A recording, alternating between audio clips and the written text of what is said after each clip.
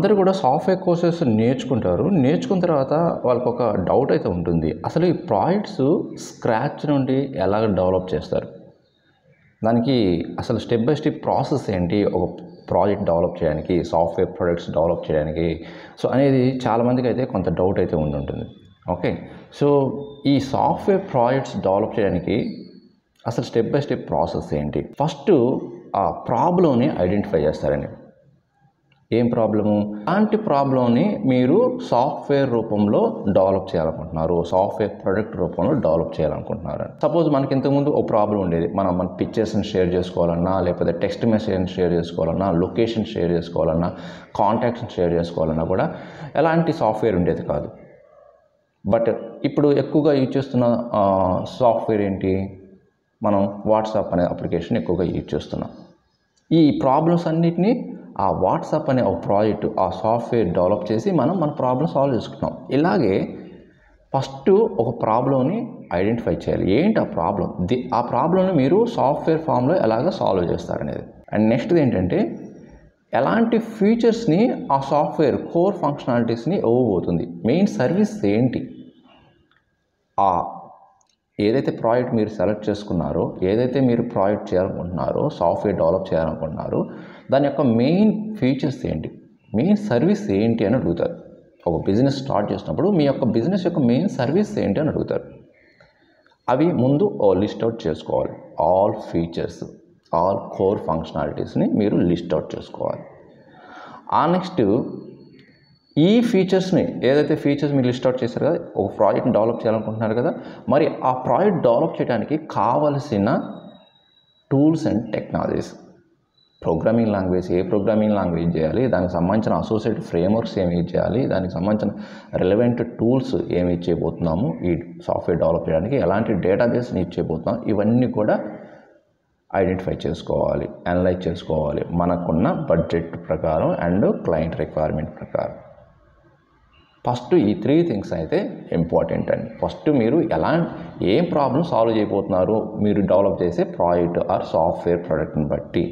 And సెకండ్ది ఎలాంటి services ఇవ్వబోతుంది మీ project, core functionalities ఏంటి. అండ్ థర్డ్ది ఎలాంటి టెక్నాలజీస్ అండ్ టూల్స్ యూజ్ చేయబోతున్నారు మీరు డెవలప్ చేయడానికి. ఇవి ఫస్ట్ మీరు రిక్వైర్మెంట్స్ అండ్ అనాలిసిస్ చేయాల్సిన ఇంపార్టెంట్ థింగ్ మీరు స్క్రాచ్ నుంచి ప్రాజెక్ట్ డెవలప్ చేస్తున్నప్పుడు.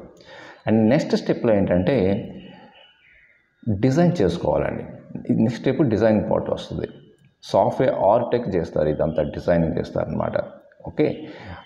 యూజర్ ఇంటర్ఫేస్ డిజైన్ చేసిన తర్వాత ఈ యూజర్ ఎక్స్పీరియన్స్ డిజైనర్స్ ఏం చేస్తారంటే సమ్ డిజైనింగ్ లేఅవుట్ అనేది డిజైన్ చేస్తారు. మనం ఏదైతే సాఫ్ట్వేర్ డెవలప్ చేయాలనుకున్నామో వాళ్ళ రిక్వైర్మెంట్ ప్రకారం లేఅవుట్ అనేది ఫస్ట్ పేజ్లో హోమ్ పేజ్లో ఏముండాలి, అండ్ హోమ్ పేజ్లో మెయిన్ ట్యాబ్స్ ఏముండాలి, అండ్ సైడ్ బార్స్ ఏముండాలి, ఫుట్టర్లో ఏం రావాలి, అంతా లేఅవుట్ అంతా కూడా డిజైన్ చేస్తారు user experience designers and UI, user interface developers. Okay. Next software architect ఏం చేస్తారంటే ఒక కాంపోనెంట్ ఇంకొక కాంపోనెంట్కి ఎలాగా కమ్యూనికేషన్ జరుగుతుంది. ఓకే. సో ఇంక్లూడింగ్ డేటాబేస్తో ఎలాగ కమ్యూనికేట్ జరగాలి. ఓకే. ఇవన్నీ కూడా ఒక డిజైన్ చేసి దానికి డాక్యుమెంటేషన్ అనేది ప్రిపేర్ చేస్తారు. ఎవరు? Software architect. డిజైన్ చేసిన తర్వాత మనకి ఏదైతే డాక్యుమెంటేషన్ అయితే మన దగ్గరికి వస్తుందో విత్ డయాగ్రామ్స్ వస్తుందండి. థియరీ ప్లస్ విత్ డయాగ్రామ్స్ ఏం డెవలప్ చేయాలనేది. ఓకే. సో దాన్ని ఈఆర్ డయాగ్రామ్స్ కూడా అంటారు. ఓకే. సో అలాగ మన దగ్గరికి వచ్చిన తర్వాత అప్పుడు డెవలప్మెంట్ అనేది స్టార్ట్ చేస్తారు. ఈ డెవలప్మెంట్ అనేది ఏదైనా ప్రోగ్రామింగ్ లాంగ్వేజ్ యూజ్ చేసి మనము ఈ సాఫ్ట్వేర్ని డెవలప్ చేస్తాము. అప్పుడు మనకి ఆ సాఫ్ట్వేర్కి ఒక లైఫ్ అయితే వస్తుందండి. ఓకే. అలాగ లైఫ్ వచ్చిన తర్వాత సాఫ్ట్వేర్ని డెవలప్ చేసిన తర్వాత దాన్ని ర్యార్ ఫార్మాట్ కానీ వేర్ ఫార్మాట్లో కానీ ఒక జిప్ ఫార్మాట్లో అయితే తీసుకొస్తారు. సాఫ్ట్వేర్ని డెవలప్ చేసిన తర్వాత నెక్స్ట్ టెస్టింగ్ టీం ఉంటుంది. టెస్టింగ్ టీం వాళ్ళు దీన్ని ఎవరైతే డెవలప్ చేసిన ప్రాజెక్ట్ని సాఫ్ట్వేర్ని టెస్ట్ చేస్తారు. ఇది as per requirement, client requirement ప్రకారం మనకి ఇచ్చిన డాక్యుమెంటేషన్ ప్రకారం వర్క్ అవుతుందా లేదా, ఫంక్షనాలిటీస్ ఎలా బిహేవ్ చేస్తుంది, ఎవరి యాక్చువల్ రిక్వైర్మెంట్కి మ్యాచ్ అవుతుందని చెక్ చేస్తారు. మ్యాచ్ అయితే వెంటనే దాన్ని టెస్ట్ని పాస్ చేస్తారు. అండ్ టెస్ట్ టీం నుంచి అన్ని టెస్ట్ కేసెస్ అన్నీ కానీ పాస్ అయితే వాటిని డిప్లాయ్మెంట్ చేస్తారు. ప్రొడక్షన్ ఆ లైవ్ సర్వర్లోకి డిప్లాయ్ చేస్తారు. సో డిప్లాయ్ చేసిన తర్వాత దాన్ని లైవ్లో తీసుకొచ్చిన తర్వాత అప్పుడు కొన్ని ఏదన్నా బగ్స్ ఎర్రర్స్ రైజ్ అవ్వడం కానీ అండ్ పర్ఫార్మెన్స్ ఇష్యూ కానీ ఏమన్నా రైజ్ అయితే స్టేజ్లో ఇవన్నీ కూడా చెక్ చేసుకుంటారండి. ఏమన్నా బగ్స్ రైజ్ అయినా ఏదన్నా ఎండ్ యూజర్ ఫీడ్బ్యాక్ బేస్ చేసుకొని వాటిని మళ్ళీ రీవెరిఫికేషన్ చేసుకొని రెక్టిఫై చేసి ఆ ఎర్రర్స్ని రిమూవ్ చేసి మళ్ళీ రిలీజ్ చేస్తుంటారు ఆర్ అప్డేట్స్ చేస్తుంటారు ఎవ్రీ 3 months ఆర్ 6 monthsకి ఒకసారి బట్టి. సో ఇది మెయింటెనెన్స్ ఫేజ్ కింద వస్తుంది. ఇలాగా ఒక ప్రాజెక్ట్ని అయితే స్క్రాచ్ నుండి డెవలప్ చేస్తారండి. ఓకే, సో మీకైతే ఒక క్లియర్ అండర్స్టాండింగ్ వచ్చింది అనుకుంటాను ఎలాగ ప్రాజెక్ట్ అయితే డెవలప్ చేస్తారనేది.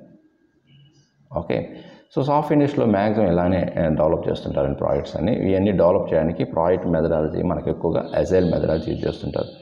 సో అజైల్ మెథడాలజీ గురించి నేను full tutorial already video upload చేస్తున్నాను అండి.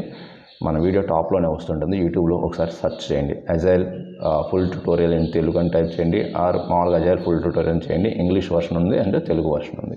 ఓకే, సో ఆ వీడియో చూసారంటే మీకు క్లియర్ కట్గా ఇన్ఫర్మేషన్ అండర్స్టాండ్ అవుతుంది. అసలు మీకు ఇన్ఫర్మేషన్ నచ్చితే మర్చిపోకుండా లైక్ చేయండి అండ్ మీ ఫ్రెండ్స్కి కూడా షేర్ చేయండి. ఇంకొక మంచి యూస్ఫుల్ కంటెంట్తో మళ్ళీ కలుద్దాం. అంతవరకు థ్యాంక్ యూ వెరీ మచ్.